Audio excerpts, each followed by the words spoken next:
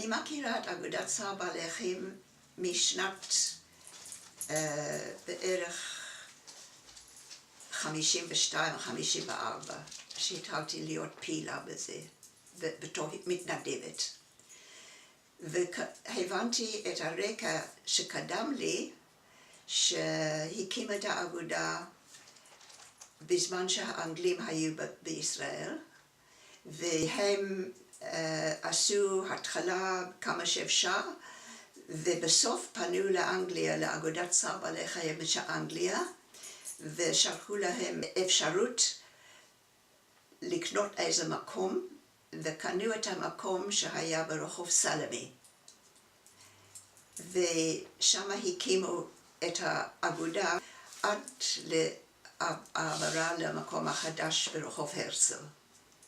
הקימו מקום על פי רוב שיתאים לגמלים, כי גמלים היו הבעיה המאוד קשה. כנראה בבנייה ביפו ובהתחלת תל אביב היו סוחבים חול מהים. בסלמי בנו גם כן עורבה בשביל הרבה מאוד סוסים וחמורים שהיו מגיעים שם בזמן האנגלים. אני נכנסתי בתור מתנדבת, שגרנו אז בתל אביב, ובגלל שאהבתי בעלי חיים, ובחוץ לארץ היו לנו בעלי חיים, וראיתי פה שיש בעיה מאוד קשה של בעלי חיים, כלבים וחתולים משוטטים בלי בית, נדרסים, אין להם אוכל עם פיצויים. באתי פעם אחת בשבוע, קודם כל בשביל כמה שעות, אחר כך בשביל חצי יום, ואחר כך בשביל יותר מזה, והג'וב שהם נתנו לי זה לעבור מכלוב לכלוב ולהוציא קרציות מהראשים והאוזניים והצוואר של הכלבים. וכך עשיתי, זה לקח כל הזמן שהייתי שם, ובסוף שבאים לכלוב הראשון, זה היו שוב פעם מלאים. האגודה היה להם אספה כללית כל שנה, החליטו שאני אהיה. אז בחרו אותי, ומאז אני ניהלתי את האגודה. כשאני נכנסתי לאגודה, הכמות של הבעלי חיים שזרמו כל יום לאגודה, זה עשרות מכל הסוגים. וכמובן, כל השנים זה היה התפקיד העיקרי, איך לעזור לבעלי חיים שמשוטטים בלי בית, פצועים, רעבים, קורבן לאנשים סדיסטים, והכל היה שם, מצב מאוד קשה. מי שאין לה עיניים ורגש לא רואה את זה, אבל מי שקצת עם רגש ועיניים ראה את זה. וזה היה דבר מאוד חשוב שיהיו גופים שיטפלו בזה. וזה היה מצב של כלבים וחתולים בהמוניהם ברחובות. זה היה כיף בשביל בן אדם לבוא עם אוטו ולדרוס כלב. הוא חשב שהוא עושה מצווה שיותר מדי מסתובבים. לא היה יחס לבעלי חיים. האנשים היו מוציאים, לא רוצים כלב, שהם היו מוציאים ומשאירים אותו בהיghway, וזה קל להתפטר מהם, אין מצפון. אם לאנשים בלי כל אחריות, אנשים היה להם כלבה, היא הייתה ממליטה, אז היו הולכים לעיר או איפה שהם גרים עם סל, אתה רוצה גור, אתה רוצה תני 5 רושים, אחר כך היו נותנים בלי כסף. אז בגלל זה היה ריבוי נורא. היה מפוזרים ההמלטות, וכל מיני אנשים חשבו שיכולים פה ושם לעשות כסף, זה לא הלך, אז היו זורקים אותם. אז במקום להיות פחות כלבים, היו כל הזמן יותר ויותר. האגודה החליטה שלא יוצאים כלבות לא מוכרות. אבל אצלנו זה היה בשום אופן לא להוציא אותם, גם חתולים וגם כלבים בלי עיקור. ואחרי שעמדנו במצב כלכלי קצת יותר טוב, אז העברנו את הדבר גם כן לזכרים. אתה לא יכול לנהל אגודה לפי בית חולים א' עם אמצעים של גרושים.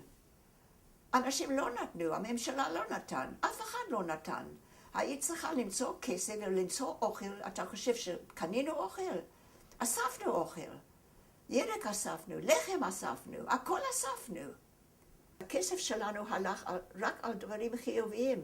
בלי חשמל אי אפשר לעבוד, בלי מים אי אפשר, בלי מיסים לשלם אי אפשר. ואוכל אני אף פעם לא קניתי. בכל התקופה שלי אני לא קניתי אוכל. כל הגישה שלי בסיסית נגרמת מזה שאם הוא לא אצל בן אדם אמין, הוא בסיכון. החתול והכלב בסיכון. הרחוב זה לא מקום בשבילם. אתה משחק רולטה איתם. פעם אחת טוב, פעם אחת, אבל ברחוב יש סיכונים, מחלה, התאכזרות, אלימות, תאונות, רעב, ונוסף לזה האנשים שרואים פרנסה. לא היה מקרה שפנו אלינו שלא ניסינו לעזור. ואם לא היה בן אדם מתאים לזה, אני הרבה מאוד יצאתי. והיו מתקשרים, יש חתול שלא יורד, הם מפחדים, הם לא יודעים. אז תבוא, לא אחד ולא שניים, עשרות כאלה היו צריכים לטפל. אני הייתי צריכה לפתור הרבה מאוד מהבעיות האלה. איך להוריד חתול מעמוד חשמל? איך להוריד אותו? מה, אתה פונה למכבי אש, מה הם צוחקים עליך? מה עושים? בשביל חתול? עזוב אותנו. זה לא אנגליה פה. הזרע של כל תל אביב הולך לחירייה. אני שמעתי שיש שם כלבים. כנראה שזה היה די מקובל פה ושמה, שאם יש להם איזה כלב שנתנו להם, או שהילד הביא הביתה ולא רצו אותו, היו אנשים שהזבל היה עובר, האוטו של הזבל היה אומר להם, בוא תיקח את הכלב פה, תיקח אותו שם, אולי שם הוא ימצא גם אוכל. זה היה להתפטר מהכלב ולקח אותו למזבלה. אז אני הלכתי לראות מה הולך שם במזבלה, ועלינו למעלה, וראינו שם את השטח שם מלא, וראיתי כלבים מסתובבים, והחלטתי שזה לא יכול לשתות. אני מוכרחה לנסות לעשות פעולה כדי לאסוף את הכלבים. על סוסים וחמורים גם כן פנו אלינו, ועל פי רוב זה היה סוס עם עגלה שהיה נכנס בתאונה עם אוטו, אז העגלה הביאו בצד והסוס שכב שם פצוע. החליטו שמפנים את ימית, זה לפי הסכם עם הצד השני. מישהו מימית, מאחד התושבים אמרה, תראי, אנשים עזבו את המקום, הולכים לחסל ולפנות את כל המקום, ואנשים השאירו פה כלבים, וגם חתולים. אז רק שמענו את זה, אז החלטנו מיד לארגן מבצע. ואנחנו באנו מוקדם בבוקר, ואנחנו חזרנו לתל אביב בערב עם 37 בעלי חיים. רפאל איתן השאיר לנו אוטו מסע עם נהג, עם הרופא וטרינר אנדרי מנשה, ואני חושבת שרובם מצאנו להם בית. זה היה משהו מאוד מאוד רגשי ומאוד עצוב לראות את זה.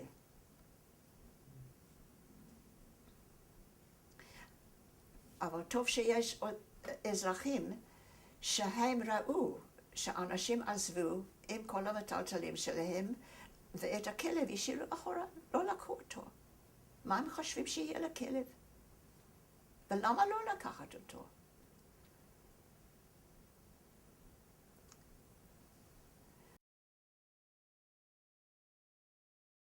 הופיע פרסומת בעיתון שעומדים להביא מלחמת שברים לישראל.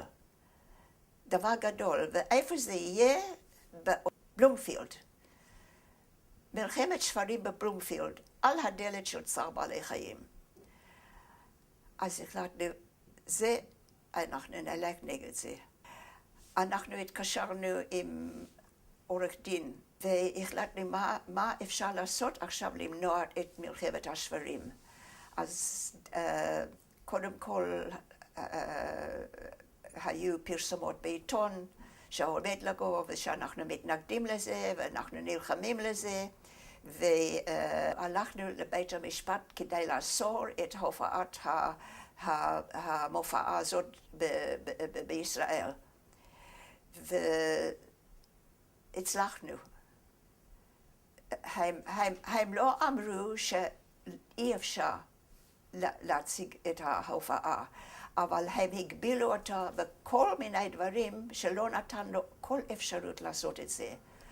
אבל מה שהיה חשוב, שאת הזוועה הזאת מנעו לעשות בישראל, ואני חושבת שלא ינסו עוד פעם לעשות את זה. הדולפינים זה מאוד קרוב גם לסלמי וגם לאיפה שאנחנו עכשיו, ברחוב הרצל. התקשרו איתנו מהעובדים בדולפינים, שכדאי לבוא לבדוק, נראה להם משהו לא בסדר. כי היו מתים כל שבוע, והיה כנראה הבעיה שהצינון של המים לא היה טוב. היה משהו במים, איזו תקלה במים. וכנראה הצינרת או משהו, כי אחרי שטיפלו בזה, תקנו את זה, זה ישתנה. כל בוטק הם החליטו להרוג אותנו, לחסל אותנו על הנושא של המתת חסד. והמתת חסד עם השיטה, מהאגודה הגדולה ביותר אז בעולם, אגודת צער בעלי חיים באנגליה, יש להם סניפים בכל אנגליה, יש להם פעילות בכל העולם, יש להם ספרות שהם מחלקים איך לטפל בכלב, בחתול, בסוס, בגמל, בכל דבר, איך לטפל ואיך שצריכים להרדים אותם, שיטות הרדמה מקובלות והומניות, דברים כשרים מבחינתנו, לא דברים פסולים. אבל זה לא דבר שאתה מביא לקהל, זה כאילו שאתה מביא לקהל ילדים, מביא אותם לניתוח מוח או ניתוח בטן של בן אדם, שהוא יושב על השולחן ניתוחים, והרופא מנתח ואתה מביא נוער או ילדים להסתכל על זה. זה אותו דבר, זה לא שאתה מסתיר משהו, אבל אתה מודד מה בן אדם שלא מתעסק עם הנושא מסוגל לעכל. אם היו רואים איך שהורגים בבעלי חיים היום למאכל, את הפרות ואת החזירים ואת התרנגולות במיליונים, זה משהו שמזעזע, משהו איום ונורא. והריגה בשביל בן אדם, בשביל לאכול. ופה עם הבעלי חיים, זה המתה לא בשביל זה, המתה לעזור לו.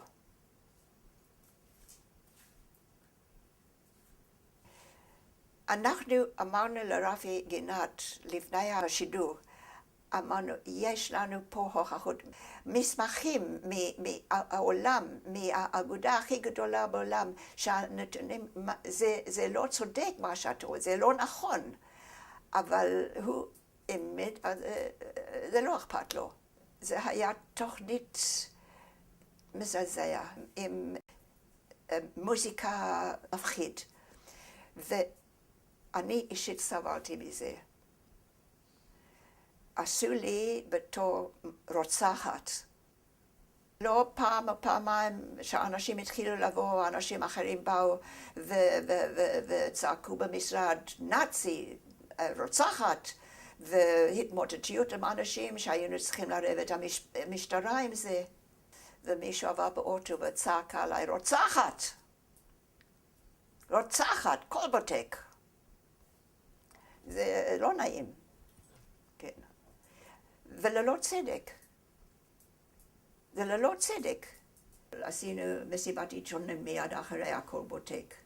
ושם אנחנו הבאנו את הרופא הראשי של אגודת צער בעלי חיים באנגליה, שהוא רופא ראשי על 50 סניפים בכל אנגליה. הוא אחראי לזה. והוא בא והסביר את הצד ההומני של האקדח הזה, שהוא בכלל, הוא לא אסתטי, אבל הוא יותר הומני מכל דבר אחר, כי הוא כמעט מיידי. למה לא להדים עם הזריקה? למה לא עם הזריקה? בתקופה של קולבוטק, בלתי אפשרי היה לקבל את החומר הזה מאנגליה. החומר היה מוזמן אצלנו בשביל הצרכים של הרופא, לא בכמויות, אבל בשבילו. זה היה מחסור. אי אפשר היה לקבל את זה מאנגליה. אני מאוד רגשנית. אני במסיבת עיתונאים לא יכולתי לדבר על האי צדק של כל הדבר. ששני אנשים שרוצים לעשות את הדבר הכי הומני שיש, אז נותנים להם על הראש שהם אכזריים. מיד אחרי הסרט. אנחנו התקשרנו עם משרד עורכי דין זיכרוני, וזה לקח 8 שנים עד שזה הגיע לסיכום השופט. הוא קבע שהם טעו. הכל היה לא נכון. היה שנה מאוד קשה לנו, אבל התגברנו. כי הסיבה שאנחנו שם לא השתנתה. הסיבה לעבודה שאנחנו מתעסקים בו, זה לא משתנה. הוא עקבי, כל הזמן שם, צריכים פתרון לזה.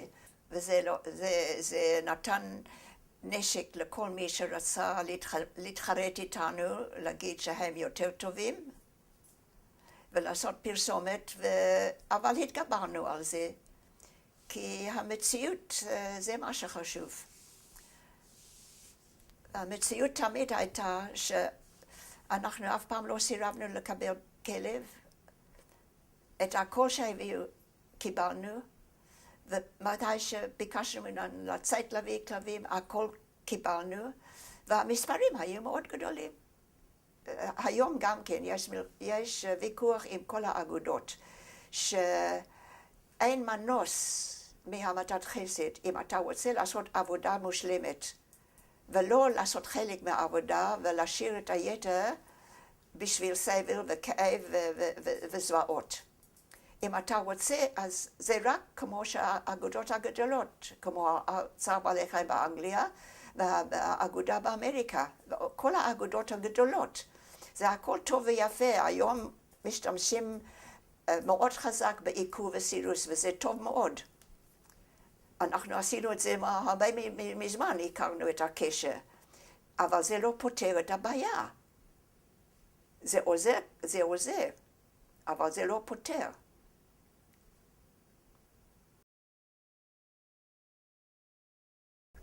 לא, אני לא רוצה,